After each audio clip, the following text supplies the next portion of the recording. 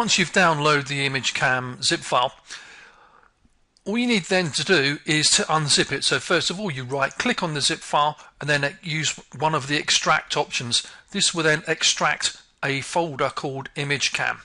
You can then click on ImageCAM to install ImageCAM, and then you use this icon here saying ImageCAM to install. Simply click on that. That will install it onto your desktop. Once installed, you'll have a red and white icon like this on your desktop. Simply click on this to start running ImageCAM.